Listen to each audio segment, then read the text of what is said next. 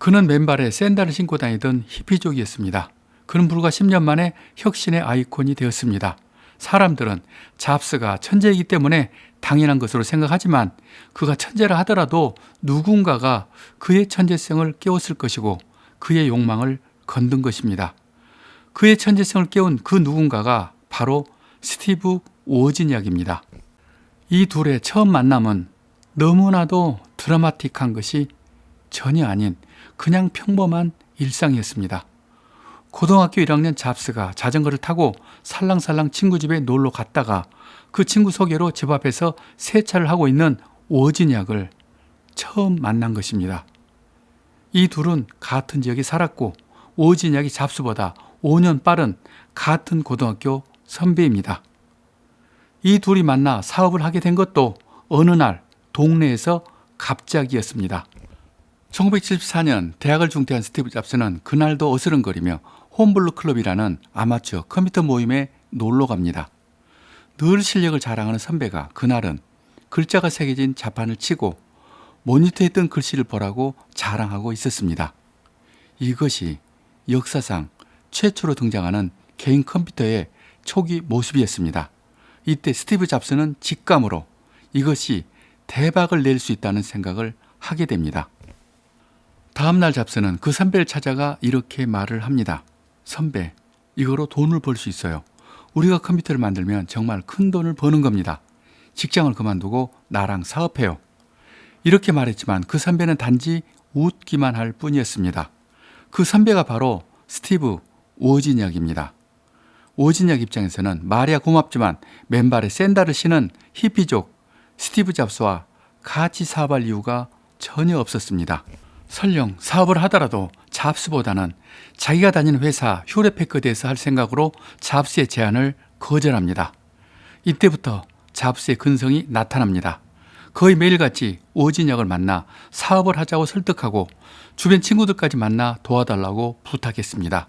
그럼에도 오지니악은 요지부동이었습니다.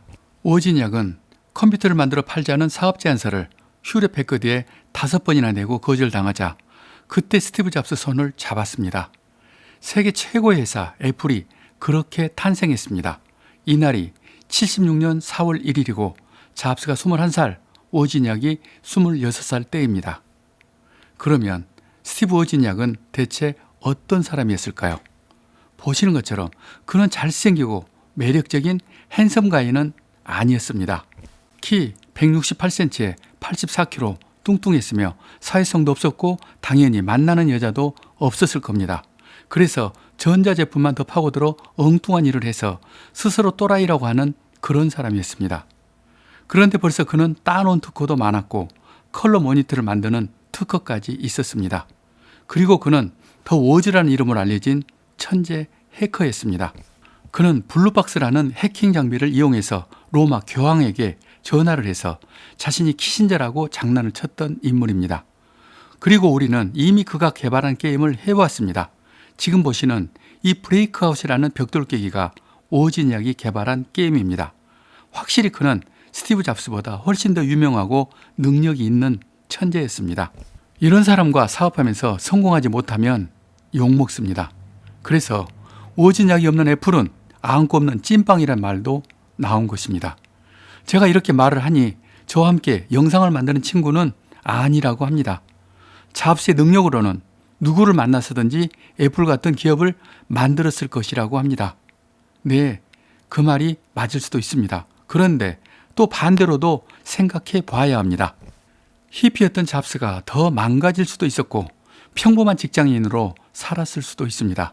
또 성공을 했다 하더라도 지금처럼 혁신적인 성공은 어려웠을 것입니다. 물론 이 모든 것이 가정이라 그냥 추측일 뿐입니다. 확실한 것은 오지니악이 잡스를 성공시키는데 결정적인 키맨이라는 사실을 그 누구도 부인할 수는 없습니다.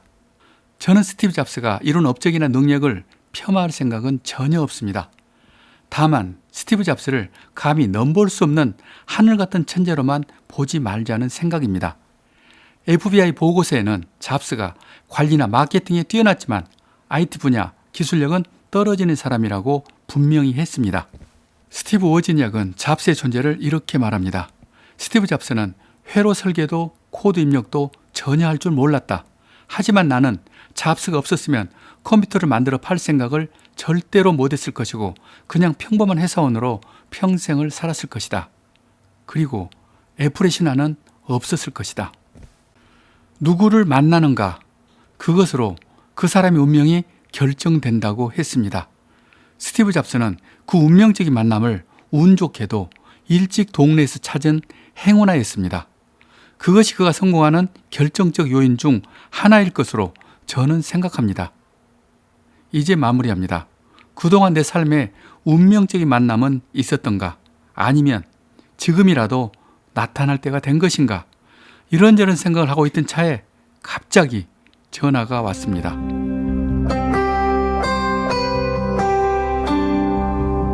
제때제때 와서 밥이나 먹으라는 전화였습니다. 예술 제국의 길은 우리가 세계 정상으로 가는 가장 빠른 길입니다. 이 영상을 구독하시는 것은 그 길을 함께 가는 것입니다.